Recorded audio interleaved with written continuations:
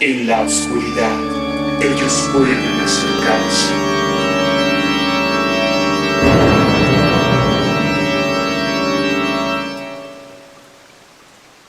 Bienvenidos, este programa es para mayores de edad. Si tú no lo eres, pídele permiso a un adulto. También recordándote que este programa es meramente entretenimiento y todo lo dicho aquí queda a criterio a cada uno de los escuchas. Bienvenidos a Hablando en la Oscuridad, un podcast de terror.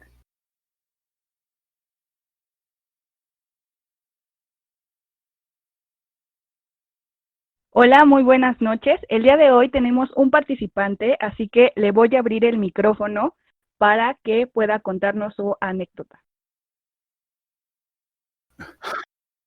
Hola, buenas noches, Iraís. Hola. Mira, no tengo mucho tiempo, entonces, pero quisiera contarte algo. Ok. Bueno, dime de qué se trata. A lo mejor vemos si esta línea es adecuada para ti, porque no te escuchas muy bien. Quiero hablar del área 51, ¿sí? Quiero hablar del área 51. Ok, sí estamos bien. ¿Dónde estás ahorita? ¿Eres un empleado o eres una persona que quiere contar una historia? Trabajé durante algún tiempo en el área 51 y me licencié médicamente la semana pasada y, bueno, hace alrededor de una semana. Mira, he estado huyendo por todo el país. Mira, la verdad es que no sé por dónde empezar. Ellos van a triangular mi posición en muy poco tiempo y se van a dar cuenta de dónde estoy. Entonces, Ok, ellos entiendo. Ok, sé que no vas a poder estar mucho tiempo aquí, entonces dinos algo rápido. Eh, ¿Estás bien? Mira, sí, quiero decir algo. Ok. Mira, lo que nosotros pensamos que son extraterrestres son en realidad seres extradimensionales. Antes de que cualquier programa espacial tomara contacto con ellos, el hecho es que no son lo que ellos dicen ser. Se han infiltrado en el poder militar y en el poder político, y particularmente en el área 51. Okay. Mira, los desastres que están a punto de ocurrir, lo que los militares quieren que uh, lo que el gobierno, perdón, perdón, uh, uh, mira, hay una gran cantidad de zonas seguras a las que podrían estar llevando a la población en este momento, Iraís. Y bueno, la verdad es que ¿Y tú sabes si están haciendo algo o no están haciendo nada? No están haciendo nada, no están haciendo nada. Ellos quieren que los principales centros de población sean aniquilados a fin de que los pocos que quedemos seamos controlables, se nos pueda Oh, Dios. Ok, Oh, tranquilízate. Hola, Dios. eh, ¿estás ahí? Hola, ellos hola. ellos me van a encontrar pronto y Ok, ¿dónde estás? Hola, ¿nos escuchas? ¿Alguien lo escucha? Hola.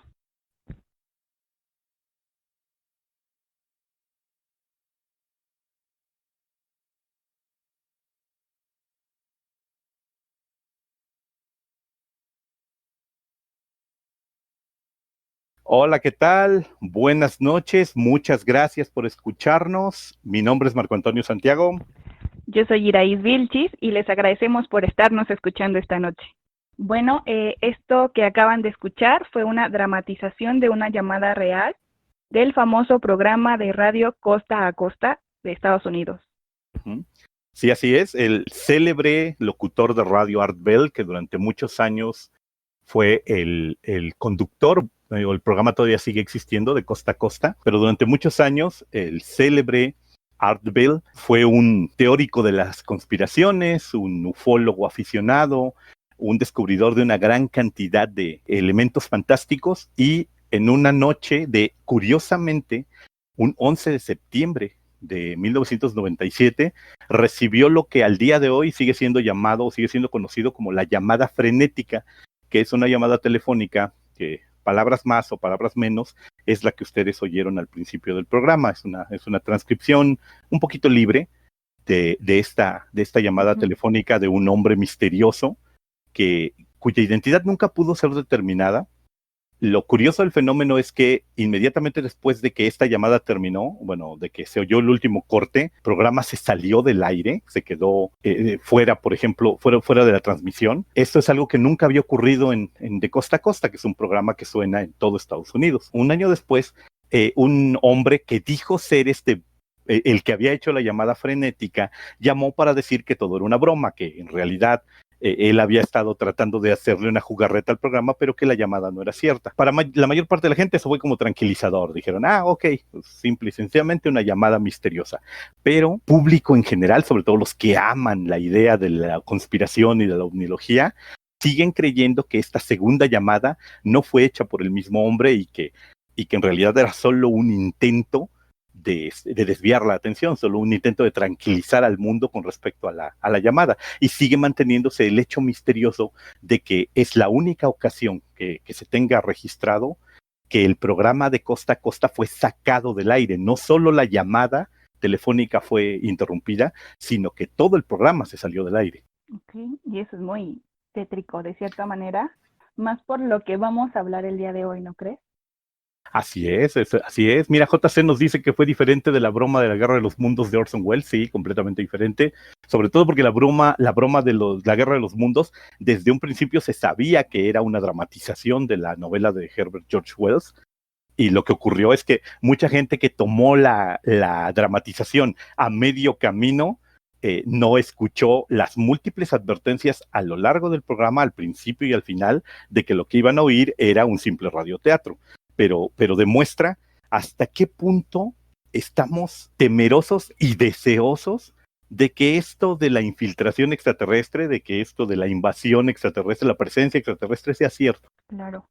Y algo que es importante, Marco, es que hablando de extraterrestres, en esta llamada no lo manejan tanto como extraterrestres, sino son como seres interdimensionales. Sí, justamente, ese es uno de los elementos de mayor encanto, ¿eh? Sí, o sea, no es así como nos van a llegar a invadir desde el cielo, sino ya están con nosotros. Y de hecho, el programa pasado había escuchas que nos decían es que pueden que ya estén caminando, ¿no?, con nosotros y nosotros ni siquiera nos demos cuenta. Eso, por ejemplo, siempre es muy macabro, ¿no? Este elemento de terror. Y creo que con él podemos empezar, así justamente con este sabor de boca, podemos comenzar a hablar, ya no el fenómeno ovni como maravillosas luces en el cielo que no podemos explicar, sino como lo que da por sentado un buen número de habitantes en la Tierra, que es, hace ya mucho que tenemos contacto con inteligencias extraterrestres, y estas inteligencias extraterrestres podrían ser benignas, podrían estarnos protegiendo, pero también podrían ser invasores con planes malévolos. Creo que es lo que podemos empezar a platicar, ¿no? Y bueno, ya empezando con extraterrestres, tenemos como varios fenómenos que tenemos con ellos, ¿no? Y que tú estabas mencionando igual el programa anterior, uno, que era esta parte de somos cuyos o cobayos de laboratorio que vienen, nos marcan y pues nos dan un seguimiento a lo largo del tiempo para ver, yo creo, si nos enfermamos, cómo nos reproducimos, no lo sé, pero era algo que también pues entre plática que hemos tenido es por qué lo harían o por qué no tienen esta interacción, ¿no?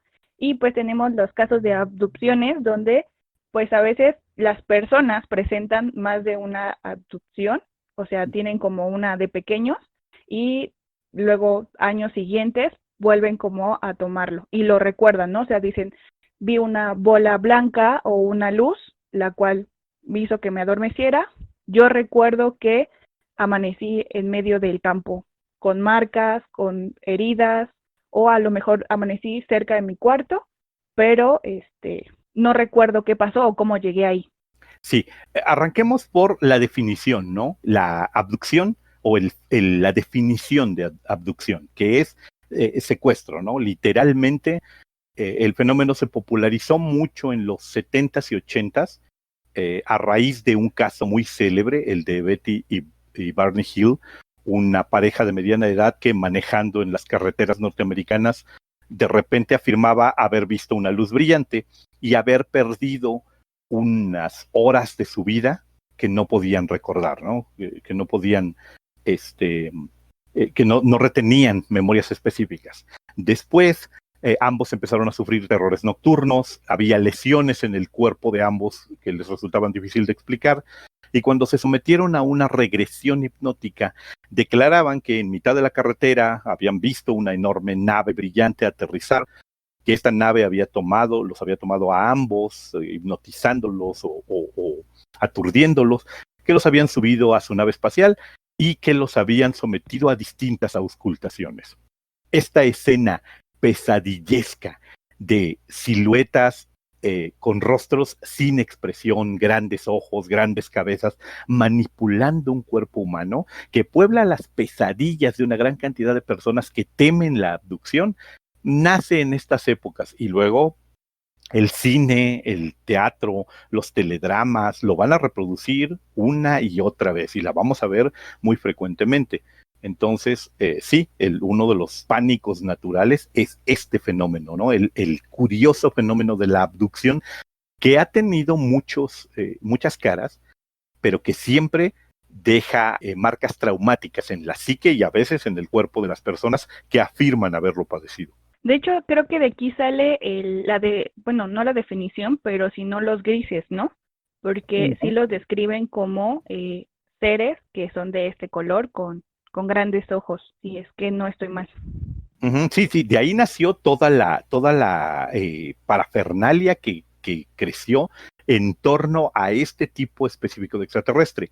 Durante muchos años la ciencia ficción nos otorgó varias visiones de extraterrestres distintos. La ciencia ficción tanto literaria como de TVO, de cómic, como de televisión. Desde los hombrecitos pequeños, verdes y con antenitas, pasando por criaturas monstruosas con enormes hocicos, por criaturas fabulosas. En realidad, por ejemplo, si ustedes vieran un libro de ilustraciones de ovnis de los años 70 o de los años 80, algunos son francamente ridículos, son muy divertidas porque son como una combinación entre un marcianito canónico y un hada, ¿no? Tienen alas, incluso a veces hasta varitas mágicas en la mano. Entonces, hay toda una subclasificación, pero este extraterrestre que aparte tuvo una mitología tan interesante que incluso se le atribuyen características. Por ejemplo, se dice que su aspecto, cuerpos pequeños, cabezas enormes, pieles arrugadas, tenían que ver con que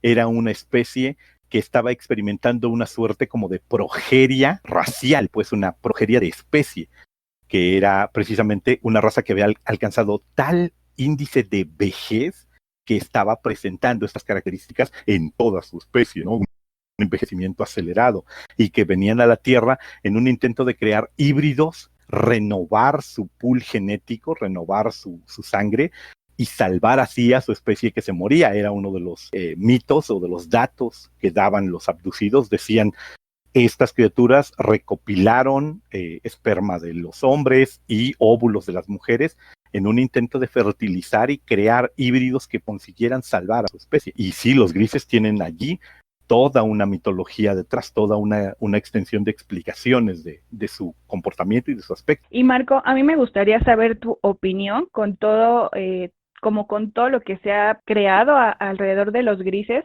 desde los videos que encontramos de entrevistas, videos que tienen muchos años en internet de gente que está en la calle y de repente los ve cruzar o se tiene la oportunidad de grabarlos.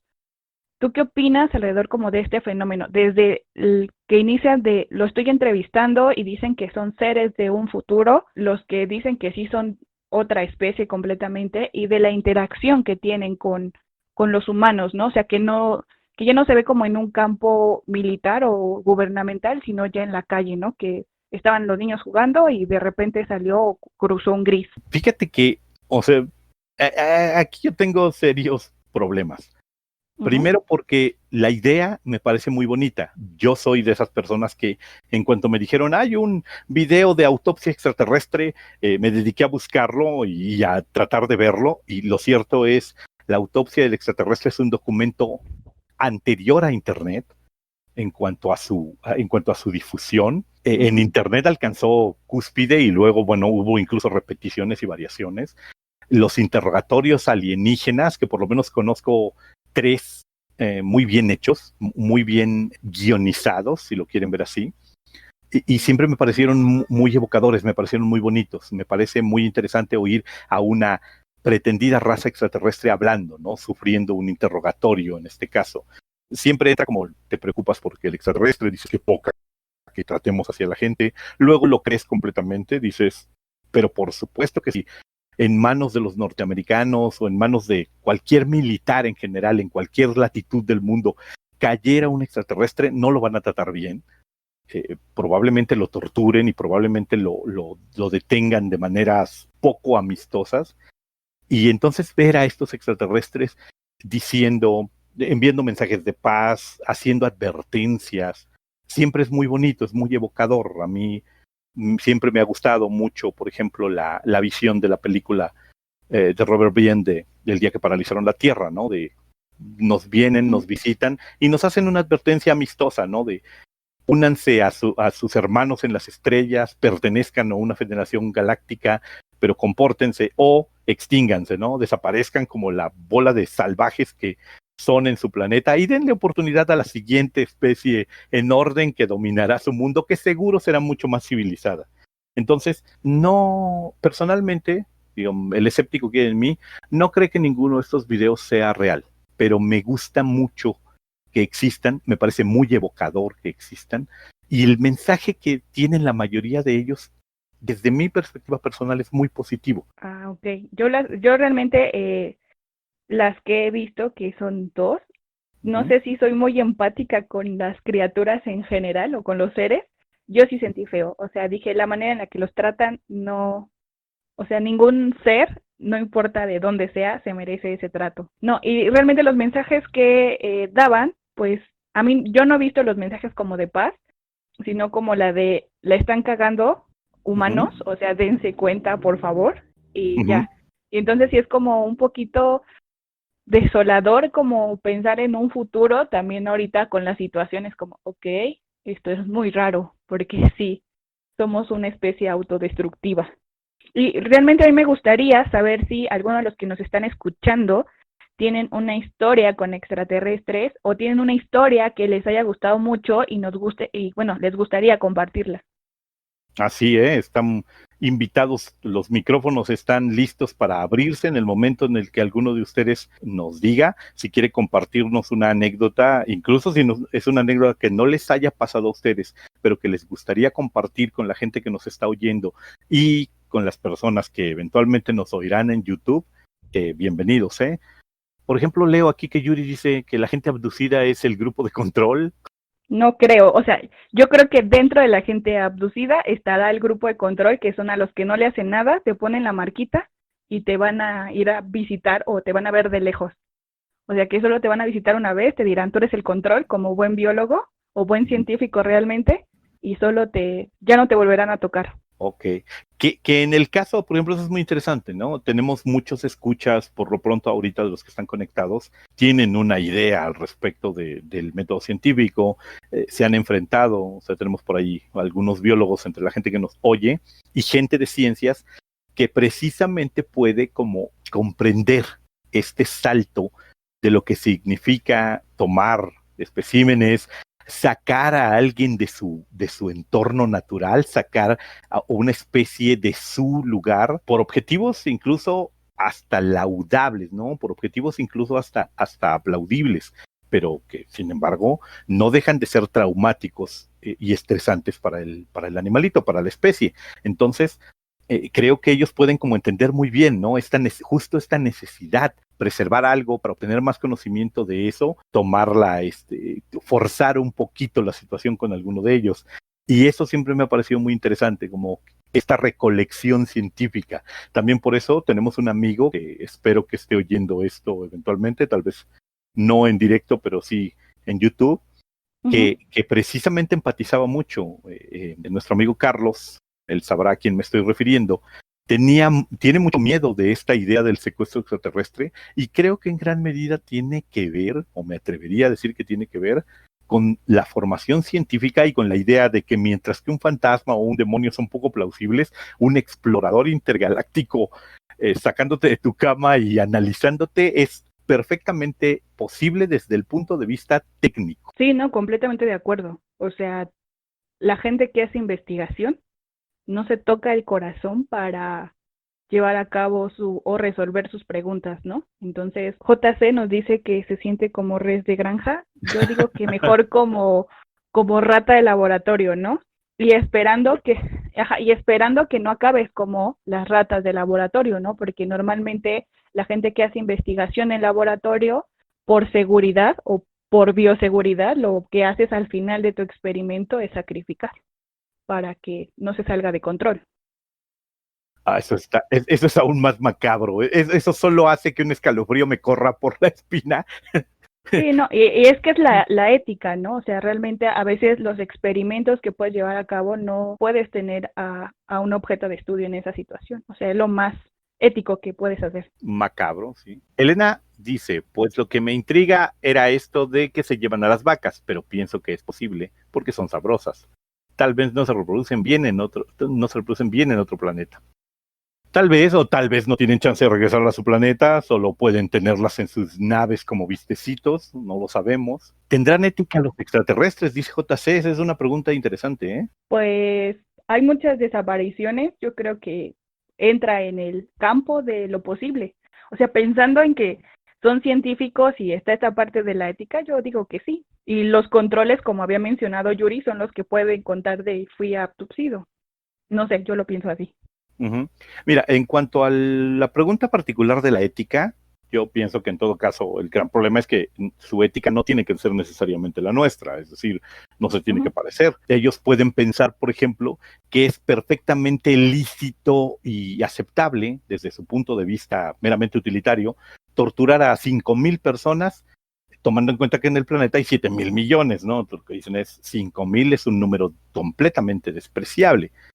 Y sin embargo, para esos 5,000 que son conscientes perfectamente de la tortura que van a vivir, el infierno no será menos aterrador por el hecho de que estadísticamente sea despreciable. Efectivamente, pues, o sea, lo pensamos como en términos de qué ocurre si la inteligencia extraterrestre que nos visita ha creado toda una ética a partir del razonamiento de los depredadores. Si eres una presa, no tienes mucho derecho a decidir, eres comida. Si eres fuerte, podrás defenderte y pelear, y en ese caso tendrás el privilegio de reclamar.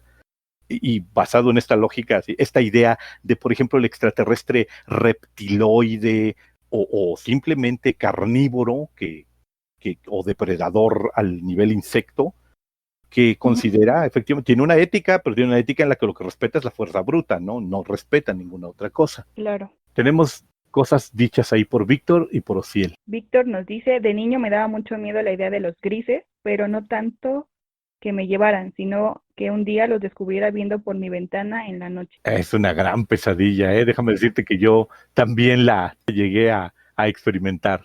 Y Ociel dice, pero un problema fundamental sigue siendo que todo se está midiendo con valores humanos. Así es, ese es el gran problema a la hora de comparar o de tratar de llegar a una conclusión con respecto a la ética, que todo sigue siendo antropocéntrico, no tenemos otra vara de medir en ese sentido. Digo, Marco, no sé si tú en algún momento has tenido una pesadilla con grises así de interacción. ¿De interacción con extraterrestres? Ajá, sueño. No. Mira, una vez tuvimos una experiencia, creo que nadie de los que nos está escuchando, alguien de los que nos está escuchando reconocerá esa anécdota. Nosotros nos fuimos hace ya bastantes años a un campamento al Estado de México, un lugar que se llama Presa del Llano.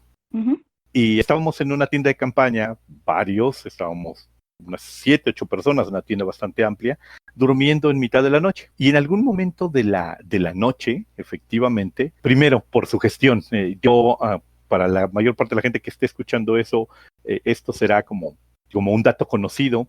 Entre otras cosas, soy Dungeon Master o Dungeon Keeper o Storyteller en mesas de juego de rol. Entonces, narramos historias de distintas naturalezas, de distintos ambientes. En esa ocasión, en ese campamento, habíamos estado jugando un juego de rol basado en un jueguito que diseñé yo que se llama Arcanus y basado precisamente en el terror, en la idea de los extraterrestres. Entonces, en esa historia, yo había estado especulando al respecto de extraterrestres que venían, llegaban a este lugar. Todo el mundo estaba como predispuesto en la historia, ¿no? Nos fuimos a dormir y en mitad de la noche, mientras estábamos descansando, de repente le empezaron a pegar por fuera a nuestra tienda una gran cantidad de luces de todos lados, como si 3 o 4 personas hubieran tomado sus lámparas sordas y las estuvieran moviendo caóticamente alrededor de la tienda. Esa es la impresión que nos daba. Okay. Una de las personas que estaba dormida conmigo se despertó al mismo tiempo y me sacudió así de, oye, Marco, mira. Y yo levanté la vista y vi efectivamente este caos de luces alrededor de nosotros como estroboscópicas, ¿no? Uh-huh. Y a mí me invadió el terror. Pero inmediatamente lo que le dije a esta persona fue, tranquilízate, son los guardias, son los vigilantes del parque que andan echando sus luces para checar las tiendas. Esta persona inmediatamente se tranquilizó y nos volvimos a dormir. Yo, la verdad, muy espantado, ¿no? Uh-huh. Ya veníamos de regreso del viaje y entonces me dice, oye, qué susto me metieron los guardianes en la noche anterior porque pues, con este caos de luces. Y lo que yo le contesté es, mira, te voy a ser muy sincero. En ese parque sí hay veladores, sí hay guardianes, pero nunca caminan con las lámparas encendidas. De hecho, hemos platicado con ellos y nos dicen, salir a vigilar en el parque y todo es malo con una luz, porque nosotros prácticamente nos sabemos los caminos, acostumbramos nuestra vista a la oscuridad, y traer una lámpara no te ayuda a ver mucho más claramente y puede ocurrir que incluso te distraiga, te lamparee de otros detalles alrededor. Si la luz no va correctamente a un lugar, no te permite ver nada. Entonces, ellos mismos reconocían que recorrían el parque sin prender las luces. Y le digo, yo la verdad es que no sé qué es lo que estaba pasando anoche, qué clase de luces, bueno, de dónde procedían las luces, este caos de luces que estábamos viendo. Entonces, y sí, esa zona, después me enteré, es célebre por avistamientos de luces extrañas en el cielo. Entonces, esa anécdota como imagen de tú dentro de una tienda mirando luces alrededor, esa sí la tengo como una experiencia personal que no puedo explicar. Claro, ¿no? Y qué miedo, ¿no? Porque, o sea, digo, qué bueno que aplicaste la de no hay que salir, todo está bien, porque no sabemos qué pudo haber pasado, ¿no? Ajá. No. Sí, yo también, cosas de las que, digo, no he acampado muchas veces, pero sí me daría miedo que tuviera una historia así. Que vieras de repente que tu tienda se abre y un pequeño ser grisáceo y flaco extiende su dedito hacia ti. No, la verdad no sé qué haría, o sea, sí son como de los mayores miedos que tengo encontrarme a otra criatura de frente. No, a lo mejor, no sé si sea un extraterrestre o otra criatura que no se deje ver como comúnmente, pero sí es algo que yo le huyo un poquitín. Yuri pregunta, como adivina quién, Marco es en el Estado de México. ¿A qué sitio del Estado de México es? Es cerca de un pueblito que se llama Villa del Carbón. Nosotros íbamos a acampar a un lugar que se llama Presa del Llano, que es una región muy, muy fría del Estado de México. Pues no estoy muy seguro exactamente de por dónde está exactamente en el Estado de México, pero debe estar a 1 hora, una cosa así de la Ciudad de México, por lo que tengo en mente aproximadamente. Tomando, no. Yuri quiere una experiencia. Un día deberíamos ir a acampar a ese lugar, aunque mis épocas de acampar a ras de tierra ya terminaron. Yo soy un hombre cuyo concepto de aventura es escoger si la cama va a ser king size o solo matrimonial. Eso es todo lo que estoy dispuesto a sacrificarme. Pero sí, estaría interesante ir a acampar otra vez de regreso. Te llevamos un colchón inflable para que todo esté bien, o tampoco. Sí. Igual y así sí. La JC dice, especulando con respecto al cine hollywoodense, hay 2 películas que me llaman la atención con respecto a las invasiones extraterrestres. Señales de Shyamalan y Sobreviven de Carpenter. Sí, esto es curioso, ¿no? Sobre todo Sobreviven de Carpenter, que es una obra maestra un poquito incomprendida. Es una gran película. No está tan bien rankeada desde mi perspectiva como debería de estarlo, por razones que no puedo explicarme. La película es buenísima. Si alguien no ha visto They Live, Sobreviven, véanla. Es muy, muy buena. Y en cuanto a la de Señales de Shyamalan, ¿sabes qué es lo más curioso? A mí me gustaba mucho como película de efectivamente invasores extraterrestres, hasta que vi la teoría de que no son invasores extraterrestres, que se complementa mucho con la llamada que hicimos al inicio del programa, de que en realidad son seres interdimensionales. Hay una teoría, una hipótesis de estas famosas hipótesis de Internet, que dice que la película de Shyamalan no está hablando de extraterrestres, sino que está hablando de demonios. Pero pues es que también están estas dos posturas, ¿no, Marco? Que también en algún momento la estábamos como comentando. ¿Qué tan viable es viajar en el espacio y qué es más viable, mejor dicho, ¿no? Viajar en el espacio o viajar interdimensionalmente. Ahí tendríamos el problema de qué entendemos por interdimensionalmente, ¿no? Si es concebible viajar entre dimensiones o entre realidades. No tiene mucho que se puso muy de moda todo este famoso descubrimiento que demostró que la prensa no entiende una papa de ciencia sobre que se habían descubierto partículas de un universo paralelo, ¿no? Y se llegó a la conclusión de que vivíamos en de que habíamos encontrado un portal dimensional así a lo Doctor Strange y que íbamos a poder pasar a esta otra realidad con comodidad. No se trata de eso. En realidad tendríamos que ver esto, tendríamos que pensar en términos de si lo que nos están visitando son personas que vienen de muy lejos, de una gran distancia, y estamos hablando de que en la proximidad de nuestro sistema solar hablamos de 4 o 5 años luz de distancia hacia las estrellas con posibilidad de sostener planetas habitables más cercanos, no en la vecindad de 2 años luz, al parecer, nada que pudiera sustentar vida. Entonces, 5 años luz es una distancia inimaginable desde el punto de vista humano en este momento para recorrer. Tal vez, la especulación, el viaje en el tiempo sea más accesible a estas otras criaturas, o la simple ruptura del espacio-tiempo para entrar en nuestra realidad sea más accesible a estas extrañas criaturas de lo que sería una nave desplazándose cerca de la velocidad de la luz durante varios años para llegar con nosotros, por cuestiones de combustible, de manutención. Asimov postulaba que la única manera en la que la humanidad podría llegar a tomar contacto con otras civilizaciones extraterrestres era que estas civilizaciones se movieran como flotas, si no como planetas vagabundos, sí al menos como grandes cantidades de naves que hubieran generado ya un ecosistema que les permitiera alimentarse, intercambiar, mantener su pool genético, y que tal vez el viaje que iniciaron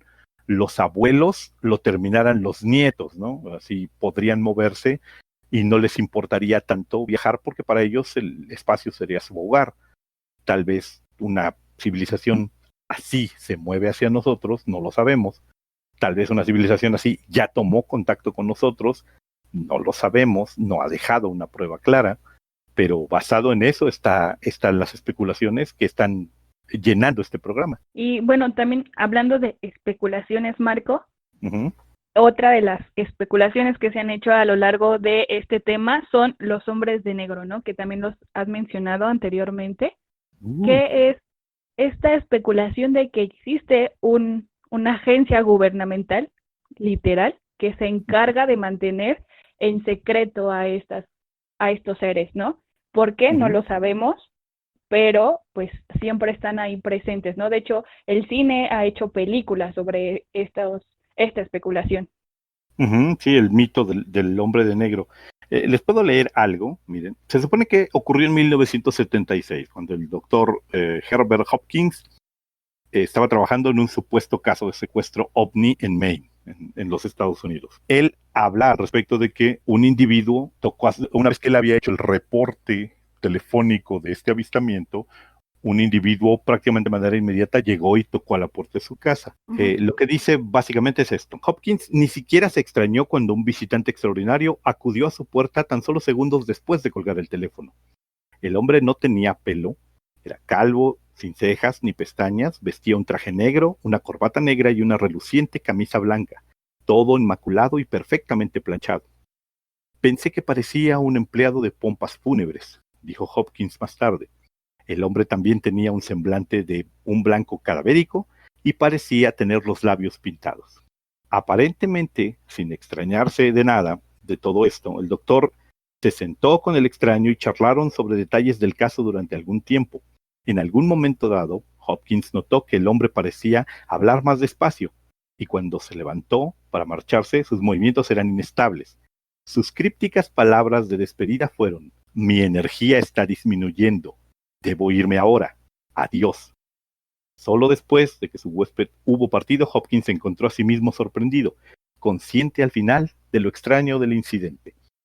Este incidente del Dr. Hopkins, hablando al respecto de una persona que se identificó como agente del gobierno, que habló con él, a pesar de que Hopkins decía que no retenía grandes trozos de la conversación, y cómo después dijera esto de mi energía disminuye, tengo que irme, adiós, y que la criatura se fuera, sin que él supiera su origen y procedencia, engendró lo que después vamos a ver en las películas, sí, que originalmente era un cómic de los Men in Black, esta idea de una agencia que mantiene en secreto la visita de extraterrestres que han estado entre nosotros desde hace muchísimo tiempo y que el gobierno controla la información de estas personas. Lo que actualmente es como un motivo de comedia, en realidad nació como un elemento muy tétrico de ocultamiento de la información. Sí, de hecho también no solo se les llama hombres de negro, sino silenciadores. Uh-huh. Y razón o sea, son como esta parte de que sus trajes son siempre impecables, y una característica es que hablan de una manera como muy, muy formal y como un poco robotizada, pero que son así las personas más formales y educadas que te vas a poder encontrar. Uh-huh.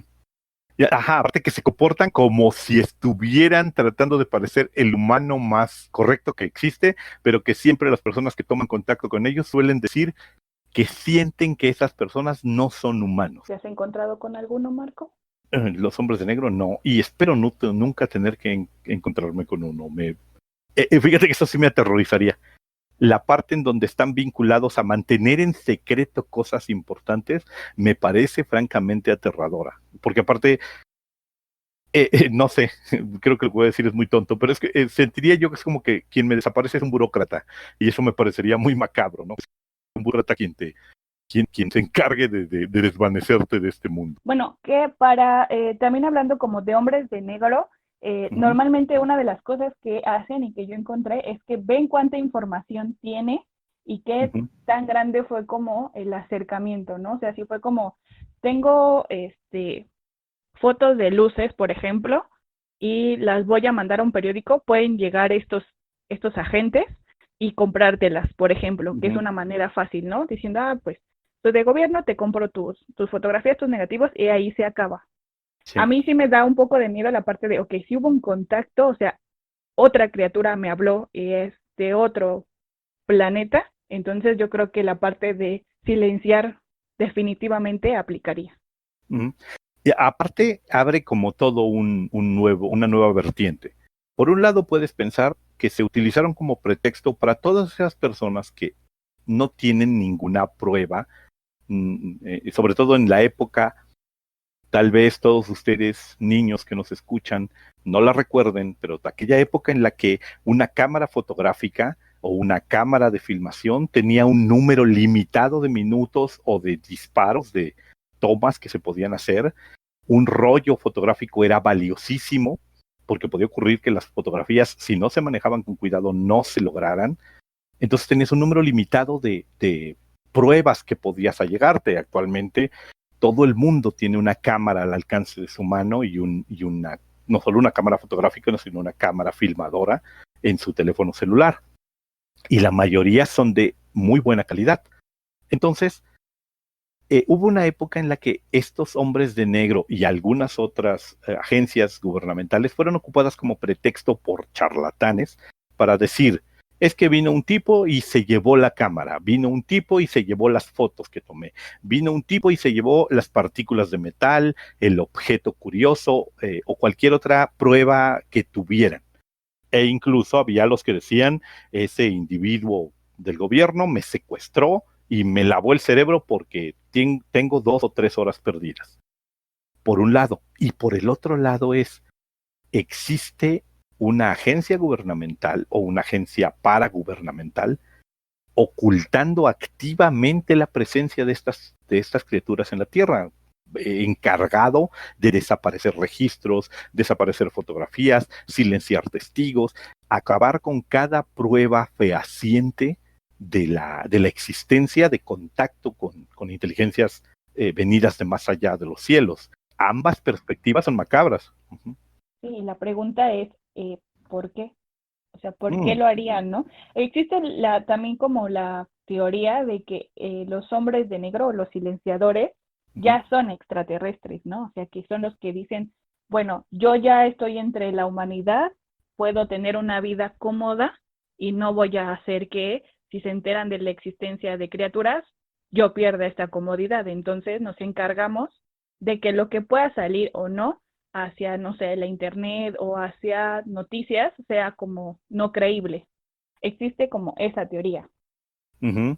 Y es completamente cierto. O sea, por ejemplo, en la actualidad, alguien hizo una pregunta hace un tiempo y creo que se la puede hacer todo el mundo que nos esté oyendo.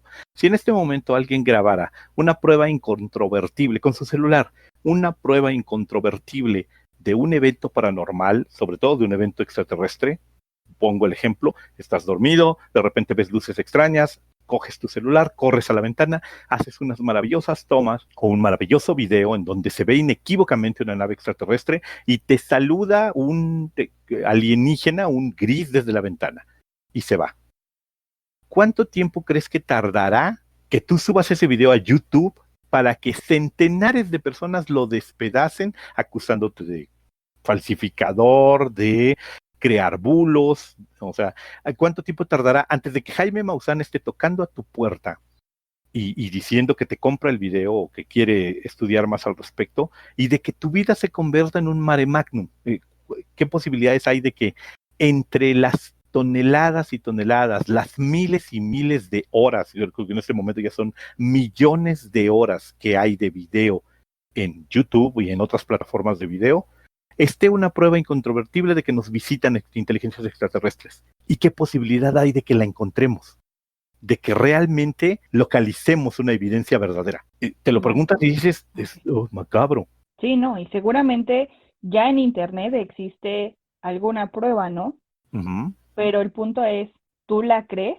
Y volviendo a esto, o sea, si tú tuvieras una prueba, Marco, ¿la subirías a internet? Porque si a mí me lo preguntas, si es, yo puedo, a lo mejor y por error grabé algo, ¿no? O sea, fue como, mira, estoy grabando y de repente pasó algo. Yo, en lo personal, no lo subiría a internet por la parte en la que puede salirse de control a llegar al punto de acoso. Okay. Se lo enseñaría como a la gente cercana o lo podría decir, mira, tengo esto grabado, pero no subiría como a YouTube, por ejemplo, un platillo volador o extraterrestre contacto. Yo, en lo personal, no lo haría. Pero entonces, ¿de qué serviría, Ira? O sea, si tú obtuvieras una prueba incontrovertible o al menos una prueba razonable de que nos visita una inteligencia extraterrestre, de que hay algo más allá de lo que aprecian nuestros sentidos, y lo guardaras como para ti, dijeras, no lo voy a compartir con nadie más por el miedo que tengo al ridículo. ¿Qué ocurre si hay más gentes como tú en el mundo? ¿Qué ocurre si hay un montón de gente con pruebas que las tiene guardadas, que se rehúsa sistemáticamente a compartirlas? Eso significa que en realidad no podemos confiar en la información que obtenemos, que en muchos otros aspectos no sabemos qué es lo que está ocurriendo allá afuera, ¿no? Se parecería mucho a estas famosas declaraciones que muchos astronautas se afirma que tienen. Muchas están malinterpretadas, muchas están ya desmentidas, pero existen estas declaraciones, ¿no? Por ejemplo, creo que Glenn Allen y por ahí no recuerdo si Buzz Aldrin tenían declaraciones al respecto de: yo estando en el espacio, sí vi luces que no me pude explicar. Sí vi cosas que no sabía que eran. Cuando dije a la base, a tierra, cuando me comuniqué al mando, oigan, estoy viendo tal cosa, los tipos me dijeron, voltea para otro lado. No digas nada, no está pasando esto que tú estás comentando. Tú ya habías contado la historia del astronauta al que le tocan, ¿o no fue aquí? Te lo conté a ti. Ok. Me gustaría que se los contaras a ellos porque A esa todo sí el mundo. Hay un sí. caso. El problema, temo en este caso contarlo, porque no tengo el dato exacto, no tengo el nombre del astronauta, pero se supone que hay, digamos que documentado, bueno, en declaración, en plática, un astronauta chino de su programa espacial que afirmaba que cuando salieron al espacio, cuando su cápsula salió al espacio y se dirigió hacia, bueno, que estaba en la base espacial, cuando estaba en el exterior, de repente, mientras estaba ocupado en algunas labores, Cople, creo, una cosa por el estilo, empezó a oír por la parte exterior de la nave que le pegaban a la puerta, a la escotilla, que le oía golpecitos, que eran golpecitos inteligentes, como si hubiera alguien tocándole la puerta desde el exterior del módulo, y que una y otra vez oía estos golpes, se comunicó con la base y dijo, oigan, alguien está golpeando, y que le dijeron, no le hagas caso, ignora que eso está ocurriendo, y que el tipo vivió varios minutos de terror mientras algo golpeaba algo le tocaba la puerta desde el exterior, y él afirmaba que no era el único astronauta del programa chino que había sufrido ese evento. Te digo, o sea, sí ha ocurrido esto, bueno, sí se sabe, que este astronauta chino declaraba que no era él el único al que le había ocurrido este curioso fenómeno. Entre otras cosas, le han dado los escépticos la explicación de pues, un objeto suelto, alguna manivela, que simple y sencillamente con la vibración de la nave se mueve y produce este sonido de toque. Es perfectamente posible. Es de hecho, es explicación más interesante y lógica que podemos obtener. Y sin embargo, no deja, a mí personalmente, no deja de parecerme estremecedor el hecho de estar en una nave hermética, presurizada, ya fuera de la atmósfera de la Tierra, viajando en la profundidad del espacio y que de repente algo toque en el exterior. Sí, se me hace muy macabro. No sé si podría enfrentar con entereza un fenómeno así. Sí, definitivamente no, yo no. Y esa historia, cuando Marco me la contó, la verdad dije, wow, o sea, es muy, muy fuerte porque imagínate tú estar allá arriba sin nadie y que la única voz que escuches es ignóralo, no está pasando nada. Y tú, pero sí está pasando algo. O sea, la verdad sí es como muy, muy macabro. Sí. Pues miren, así como sin sentir, ya estamos llegando al final de nuestro programa. Ya nos estamos acercando lentamente al momento.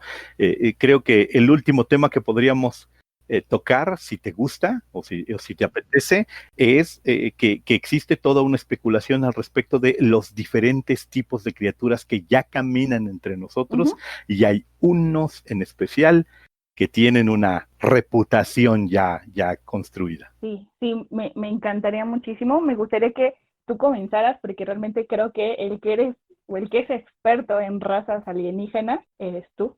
Pues realmente no diría que experto, pero me entusiasma mucho digamos que la idea. Sí hay una gran clasificación, están estos grises que nos han visitado desde hace mucho tiempo. En España nació un fenómeno que luego se popularizó en el mundo, los famosos humitas, los provenientes del planeta Humo, pleiadianos, que eran los individuos que tomaron contacto con Billy Mayer, que él describía como habitantes de las estrellas, de las Pléyades, y que incluso describió y todo.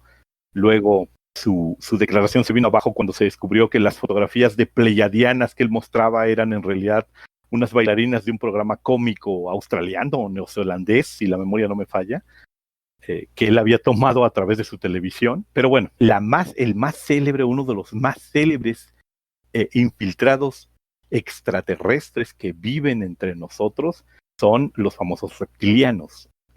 Algunos incluso los identifican con los Anunnaki, gracias a estos fenómenos de antropología mal digerida y películas trasnochadoras, pero los reptilianos, estas criaturas disfrazadas de humanos, pero que en realidad son reptiles y que ya están infiltrados en las élites de poder, son quizás el extraterrestre o ser extradimensional más célebre con el que nos hemos enfrentado. Y de hecho, Internet, o sea, si en algún momento dicen, Yo no he visto videos. YouTube está inundado de videos de reptilianos y de especulaciones, Marco, en el que te están diciendo, ve, se le cambiaron los ojos, los párpados son diferentes al de los humanos, se le vieron los dientes. Y lo más interesante es esto, ¿no? Que ya están como en el poder y los encontramos en todo el mundo, con sus variaciones obviamente, pero están en América, Europa, Medio Oriente, India, Lejano Oriente, o sea, realmente son criaturas o seres que ya podríamos decir que yo, especulando también, sería que ya tienen un ratotote y podría también especular que antes de la humanidad, y eso le ha dado pauta de que puedan infiltrarse de esta manera y llegar a este poder. Sí, por ejemplo, yo la que me costaba mucho trabajo creer era la de ya estaban aquí desde hace mucho tiempo y se infiltraron, porque lo que yo decía era, bueno, y entonces qué objetivo, o bueno, qué objeto tiene, ¿no? Si estaban antes que nosotros, qué dificultad había en que nos hubieran mantenido controlados y que estuviéramos como sus sirvientes. No le veo mucho sentido. Me gustaba mucho más la de que estas criaturas se infiltraron a la humanidad en un momento entre el siglo XIX y el XX, llegaron a la Tierra y empezaron a moverse en las esferas del poder. Ujú. Los reptilianos son en cierto sentido una derivación de todas esas teorías de la conspiración que afirman que hay un poder detrás del poder, ¿no? Esto se llame Illuminati, Priorato de Sion, masones o cualquier otra forma de poder tras el poder de poder oculto ahí, en este caso aparte sumado al hecho de que ni siquiera son humanos, de que son criaturas reptiloides provenientes de otra realidad. La mayoría de las veces se sostiene que ellos pues no vinieron aquí en naves espaciales, sino que pasaron a través de portales y que mantienen distraída a la gente. Prácticamente cualquier buena teoría de la conspiración tendrá en su nodo ahí alguna relación pequeña o grande con estos reptilianos que han tomado el poder y que están viviendo en esta granja humana, ¿no? Viviendo en este lugar en donde se alimentan de algunos de nosotros, nos ponen a pelear a los demás, nos enfrentan para su propia diversión, y nos ven ir aniquilando el mundo. Había, por ejemplo, una especulación en algún momento de estos ambientalistas, igual y un poquito pasados de copas, pensaría yo, que sostenían que estábamos destruyendo nuestro ambiente porque estábamos terraformando al planeta para que se pareciera al mundo de donde venían estos reptilianos. Y que esa era la razón por la que las élites tenían tanto descuido para con el medio ambiente y lo destruían tan activamente, que no era accidental, que era un oscuro plan de inteligencias superiores para cambiar a nuestro mundo y que se pareciera más al de ellos. Y eso es muy macabro, ¿no? Digo, justifica que seamos unos marranos nomás por motu propio y nos da más bien una razón más objetiva de por qué hacemos lo que hacemos con el ambiente. Ok, si entre los escuchas no hay ningún reptiliano, por favor, siembra un árbol, ayudaría mucho. Así, complot alien, dice JC. Así es, así es. Pues si gustas ir ahí, ya podemos ir cerrando nuestro programita, que espero haya sido entretenido. Si les haya gustado muchísimo, tenemos más sorpresas próximamente. Espero les haya gustado la dinámica del inicio. Si no la escucharon, pues tendrán que esperar a YouTube. Ajá, tendrán que aguardar, así es. J se pregunta que se habrá tercera parte. ¿Tú crees que amerite tercera parte? Ay, Sí, tema. No, porque también... Yo digo que lo podríamos dejar descansar un tiempo. Sí, yo creo que vamos a continuar con más temas. Uh-huh. Que también pueden ser como de interés y en algún momento volver a retomar esto, ¿no? Como vida alienígena. Sí, o como casos ya más específicos, si quisieran que retomáramos ya de documentos o datos muy particulares, podríamos hacerlo, pero por lo pronto, si gustas, nos vamos despidiendo. Sí, bueno, muchísimas gracias por escucharnos aquí en Discord, por seguirnos en redes sociales. Si aún no nos sigues, por favor, danos like, nos ayudarías muchísimo. También recuerda que los programas anteriores, si llegaste en OVNIs, pues antes tenemos otros 4 programas que a lo mejor te interesen y pues te invitamos a verlos, a que nos des pulgar arriba, también nos ayudaría muchísimo. Y bueno, sabiendo que si tienes alguna historia o quieres que abordemos algún tema en particular sobrenatural, pues nos puedes escribir a Facebook, a Twitter, a Instagram, al correo electrónico, todo es igual, es los que hablan en la oscuridad, y pues el correo es los que hablan en la oscuridad @gmail.com. Sí, pues les agradecemos mucho a la gente que se desveló ahorita con nosotros, que nos estuvo escuchando en Discord. Le agradecemos mucho a la gente que nos está oyendo en YouTube. Gracias por entretenerse con nosotros. Esperamos que estos minutitos les hayan sido agradables y los escuchamos la próxima semana. Mi nombre es Marco Antonio Santiago. Yo soy Iraíz Vilchis y recuerda, en la oscuridad ellos pueden acercarse.